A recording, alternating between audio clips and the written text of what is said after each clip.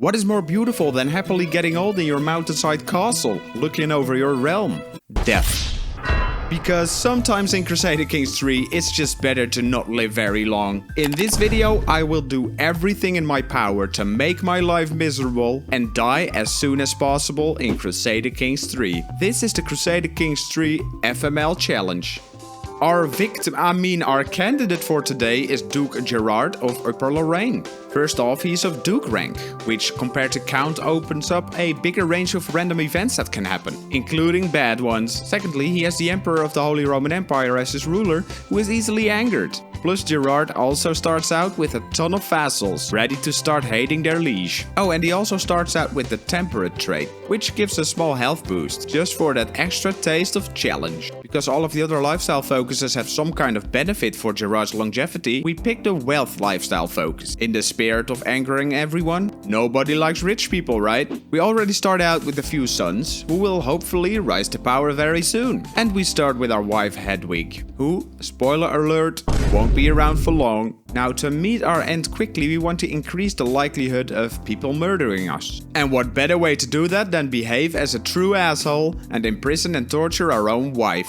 This lowers my vassal's opinion of me by an okay amount. But let's just kill her for some more anti-karma. Our wife now being dead opens up possibilities. We can now look for a new wife. A deceitful one who's already a known murderer and has a very questionable house banner? Sure, perfect. Welcome, Helena. I need the vassals to be even more angry, so we pick the limited crown authority law, which makes us able to revoke titles of vassals, and we just revoke around a bit. Revoking without a reason is seen as tyrannical, and will make them very angry. And the ones that revolt, I just clap them and put them in prison, torture them and kill them. Et voila! See those opinions dwindle. Let's make our new wife, who has a lot of plot power in schemes against me, a little bit more angry too. What? During torture, she reveals to be a possessed witch too? This marriage is getting better by the minute. With everyone hating me, it's time to look at the council.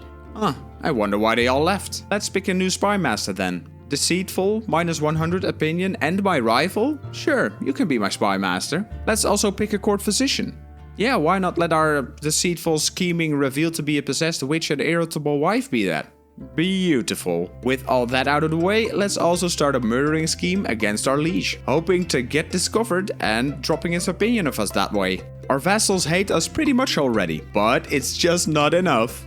What could we do that will make everyone hate me to the fullest? Oh, I know. Let's imprison, torture, and execute my own children. Oh god, I hope the FBI isn't listening. What? Who's that? I made my vassals hate me. I have a treacherous, murderous and possessed wife, who I regularly torture to keep her hating me, who also happens to be my court physician. One of my rivals is my spy master, and I'm attempting a murder plot on my liege, so he will hate me. We will probably get brutally murdered in just a few hours if we do nothing right now. But why not actively search our own demise instead of waiting for it? Let's go on a hunt. This is kinda dangerous by itself, and we also just take a little unnecessary detour through some dangerous mountain areas. We also take no caravan master and nobody to aid us. We don't actually want this hunt to succeed, right? We also pick the worst activity options for an even greater failure chance. And as a hunt intent, let's pick slay beasts. That'll speed up the dying process.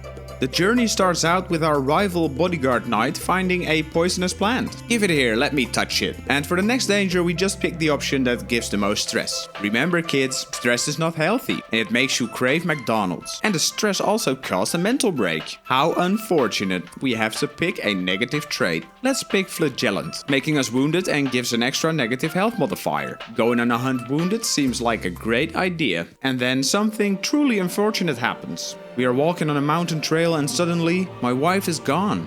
Let's go search for her. A very dangerous option. And damn, we survived and our possessed, deceitful witch wife died.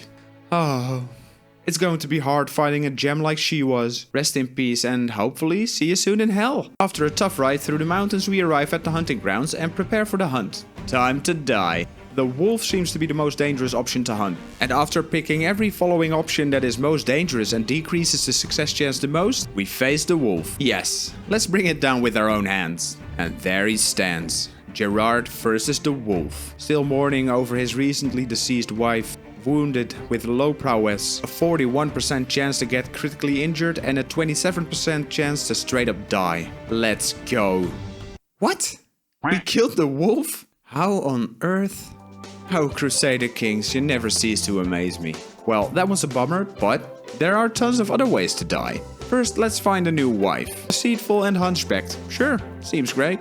And let's also pick a new court physician, who's really bad at this job and hates me. Welcome, Bishop Amalric. And right after that, my son and heir is wounded, and our new physician Amalric totally screwed up the treatment. My son is now a eunuch. Wow, that's actually kinda funny. Next step is to revoke land of our strongest and most angry vassal, Volmar, which has a 0% success chance. This makes him go to war with us, and we counter him with an army that is way smaller than his, with Gerard leading it. Totally nothing that can go wrong here. Of course he beats our army, but we didn't die just yet. Let's try it again.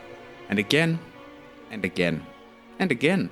We didn't get killed this way, but we did get deposed at the end of the war. That sucks. We now play as our son. And we are still his vassal. Well, that's kinda the same as dying, right? Nah, you won't get away with it that easily, boy. Let's give him a taste of his own medicine. Some imprisonment, a flavor of torture, and as cherry on top of the cake, execution.